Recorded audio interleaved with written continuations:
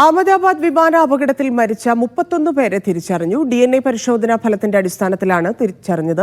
മലയാളി രഞ്ജിതയുടേതടക്കം കൂടുതൽ പേരുടെ DNA ഫലങ്ങൾ ഉടൻ പുറത്തുവരും. ഇതുവരെ 12 മൃതദേഹമാണ് ബന്ധുക്കൾക്ക് വിട്ടു നൽകിയത്. വിമാനം തകർന്നു വീണ സ്ഥലത്ത് എയർക്രാഫ്റ്റ് ആക്സിഡന്റ് ഇൻവെസ്റ്റിഗേഷൻ ബ്യൂറോ സംഘം പരിശോധന നടത്തുകയാണ്.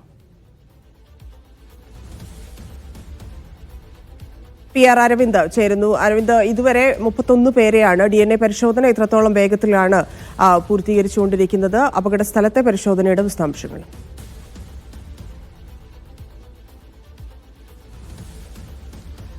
ധന്യ, വിമാന അപകടത്തിൽ 241 പേരാണ് ഈ വിമാനത്തിലുള്ളവർ മരിച്ചത്. അവരുടെ DNA പരിശോധന ശക്തമായി അതുപോലെ തന്നെ വേഗത്തിൽ തന്നെയാണ് ഇപ്പോൾ പുരോഗമിക്കുന്നത്. 31 പേരെ തിരിച്ചറിഞ്ഞതായാണ് ഇപ്പോൾ ആശുപത്രി അധികൃതർ വ്യക്തമാക്കുന്നത്. കൂടുതൽ പരിശോധനകൾ പുരോഗമിക്കുകയാണ്. എത്രയും വേഗത്തിൽ തന്നെ ഈ പരിശോധനകൾ പൂർത്തിയാക്കി മൃതദേഹങ്ങൾ അവരുടെ ബന്ധുക്കൾക്ക് കൈമാറുന്ന നടപടികളാണ് ഇപ്പോൾ പുരോഗമിച്ചുകൊണ്ടിരിക്കുന്നത്. എന്തായാലും വലിയ രീതിയിൽ ആംബുലൻസുകളും അതുപോലെ തന്നെ വലിയ സജ്ജീകരണങ്ങളടക്കമാണ് ഈ മേഖലയിൽ നടത്തിയിരിക്കുന്നത്. ഏകദേശം 191 ആംബുലൻസുകളും അതുപോലെ തന്നെ 500-ലധികം ഡോക്ടർമാരുമാണ് 200 മണിക്കൂറും ഇവിടെ പ്രവർത്തിച്ചു വരുന്നത്. കൃത്യമായി വേഗത്തിൽ ഈ DNA പരിശോധന പൂർത്തിയാക്കി മൃതദേഹങ്ങൾ ബന്ധുക്കൾക്ക് കൈമാറണം എന്ന് തന്നെയാണ് എല്ലാവരും കരുതുന്നത്. ഇതിന്റെ അടിസ്ഥാനത്തിൽ ഊർജിതമായ പ്രവർത്തനങ്ങൾ പുരോഗമിക്കുന്നു. 31 മൃതദേഹങ്ങൾ ഇതുവരെ തിരിച്ചറിഞ്ഞിട്ടുണ്ട്. 12 മൃതദേഹങ്ങൾ ഇതിനോടകം തന്നെ ബന്ധുക്കൾക്ക് കൈമാറിയിട്ടുണ്ട്. ബാക്കി തിരിച്ചറിഞ്ഞവരുടെ ഉടൻ തന്നെ കൈമാറുമെന്നതാണ് ആശുപത്രി അധികൃതർ വ്യക്തമാക്കുന്നത്. എന്തായാലും നമുക്കറിയാം, വിമാന അപകടത്തിൽ 270 മരണമാണ് സ്ഥിരീകരിച്ചിരിക്കുന്നത്. വിമാനത്തിലുണ്ടായിരുന്ന 241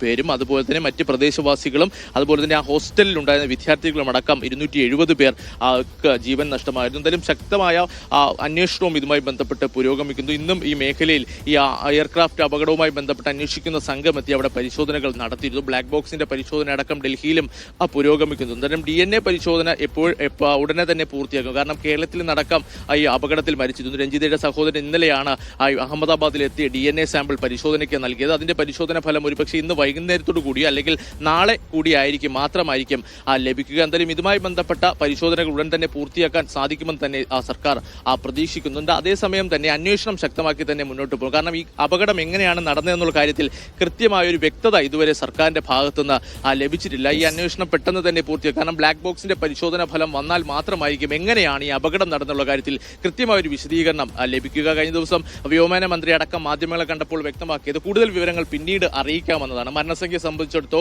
അതുപോലെ തന്നെ ഈ അപകടം എങ്ങനെയാണ് ഉണ്ടായെന്നുള്ള കാര്യത്തിലോ കൃത്യമായ ഒരു വിശദീകരണം കേന്ദ്രം നൽകിയിട്ടില്ല. പരിശോധനകൾ പൂർത്തിയായാൽ മാത്രമായിരിക്കും ഒരു വിശദീകരണം, ഔദ്യോഗികമായ ഒരു വിശദീകരണം കേന്ദ്രത്തിന്റെ ഭാഗത്തുനിന്നുണ്ടാവുക.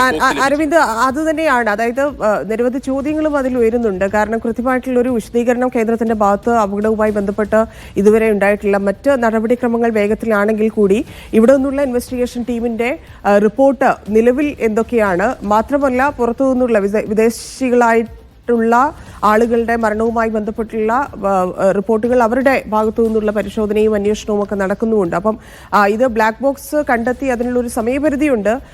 അതെത്തിയിട്ടുണ്ടോ? എപ്പോഴായിരിക്കും കൃത്യമായിട്ട് ഔദ്യോഗികമായിട്ടും ഒരു വിവരം ലഭ്യമാകുക?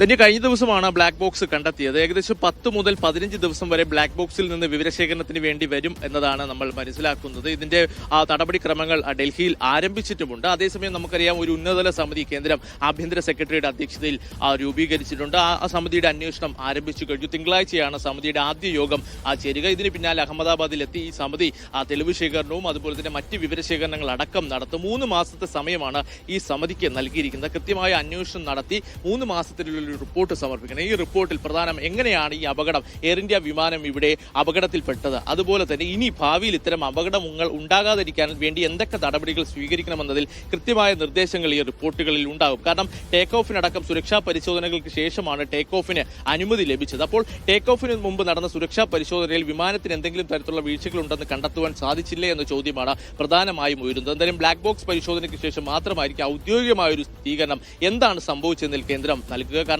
നിരവധി അഭ്യൂഹങ്ങളായിരുന്നു ഈ വിമാന അപകടം ഉണ്ടായതിന് പിന്നാലെ ഉയർന്നത്. കാരണം പക്ഷി ചിറകിൽ ഇടിച്ച തരത്തിലുള്ള വാർത്തകൾ പ്രചരിച്ചിരുന്നു. അതുമായി ബന്ധപ്പെട്ട ചില പ്രസ്താവനകളും പുറത്തു വന്നിരുന്നു. എന്തായാലും ഇതൊന്നും ഔദ്യോഗികമായ സ്ഥിരീകരണമല്ല. കൃത്യമായ വിശദീകരണം വരും മണിക്കൂറുകളിലോ അല്ലെങ്കിൽ ബ്ലാക്ക് ബോക്സ് പരിശോധന പൂർത്തിയായ ശേഷം മാത്രമായിരിക്കും കേന്ദ്രം നൽകുക. നമുക്കറിയാം, ഇന്ത്യയുടെ അന്വേഷണത്തിന് പുറമെ വിവിധ രാജ്യങ്ങളുടെ പ്രതിസംഘങ്ങളും ഇതുമായി ബന്ധപ്പെട്ട അന്വേഷണം നടത്തുന്നുണ്ട്. കാരണം ഇന്ത്യൻ പൗരന്മാർക്ക് മാത്രമല്ല വിമാന അപകടത്തിൽ ജീവൻ നഷ്ടമായത്. UK, US അടക്കമുള്ള സ്ഥലങ്ങളിലെ പൗരന്മാർക്കും ജീവൻ നഷ്ടമായിരുന്നു.